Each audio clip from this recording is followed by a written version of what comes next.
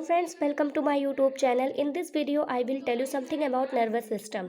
तो फ्रेंड्स, स्वागत है मेरे यूट्यूब चैनल पर। इस वीडियो में मैं आप लोगों को कुछ तंत्रिका तंत्र या नर्वस सिस्टम के बारे में बताऊंगी।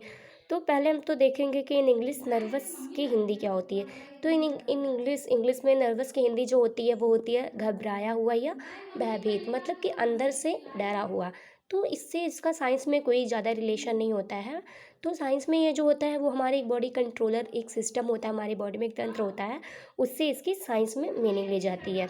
तो ये जो नर्वस सिस्टम होता है वो हमारे बॉडी के डिफरेंट पार्ट्स को कंट्रोल करता है और इसमें एटमॉस्फेयर को फिट करता है। तो इसका मतलब हुआ कि जिस तंत्र के द्वारा विभिन्न अंगों का नियंत्रण और अंगों में वातावरण सामंजस्य स्थापित होता है उसे तंत्रिका तंत्र कहते हैं। मतलब तंत्रिका तंत्र के द्वारा हमारा सारा सिस्टम, मतलब सारी नर्व्स, सारी वेन्स, सब कुछ कंट्रोल में रहती हैं और हमारा एटमॉस्फेयर इसी तंत्रिका तंत्र के द्वारा ही हमारी बॉडी में फिट रहता है। उस तंत्रिका तंत्र में मस्तिष्क, मेरुरज्जु और इनसे निकलने वाली तंत्रिकाओं की गणना होती है। तो ये जो तंत्रिका तंत्र होता है इसमें मस्तिष्क, मेरुरज्जु मतलब ब्रेन से और स्पिनल कॉर्ड मेरुरज्जु से और इनसे निकलने वाली जितनी भी नर्व्स या जितने भी सेल्स सब कुछ होते हैं उसकी गणना की जाती है, उसकी गिनती की जाती है। तो तंत्रिका कोशिका की रचनात्मक एवं क्रियात्मक इकाई होती है। तो nervous cell is a functional and structural unit of nervous system.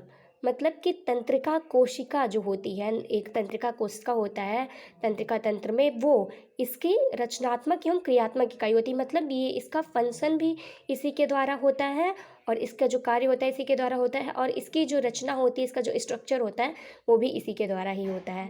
तो फ्रेंड्स, अब हम इस सेकेंड हेडिंग को तो छोड़ दें क्योंकि मैंने इंग्लिश में मीनिंग उसके पहले आप लोगों को बता दिया था। अब हम देखते हैं कि तंत्रिका कोशिका एवं इसकी सहायक अन्य कोशिकाएं मिलकर तंत्रिका तंत्रों के कार्यों को संपन्न करती हैं। मतलब जितने भी तंत्रिका तंत्र में जितने भी कार्य होते हैं वो तंत्रिका कोशिका के अंतर्गत ही होते हैं। मतलब नर्वस सिस्टम में नर्वस सेल होता है, उसी के अंतर्गत इसके सारे कार्य, इसके सारे फंक्शन होते हैं।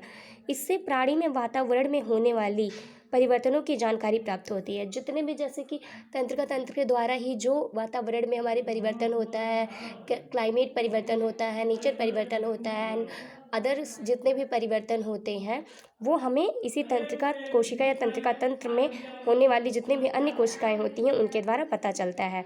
अब फिर तथा एक कोश की प्राणियों जैसे अमीबा इत्यादि में तंत्रिका तंत्र नहीं पाया जाता है।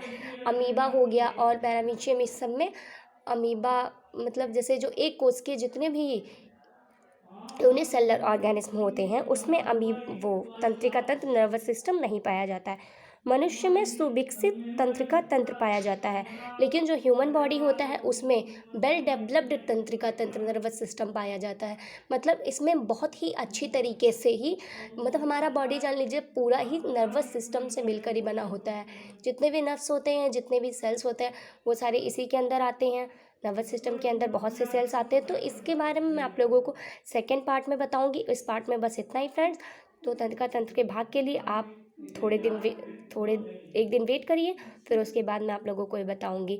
ठीक है, please follow me, please subscribe my channel and thank you.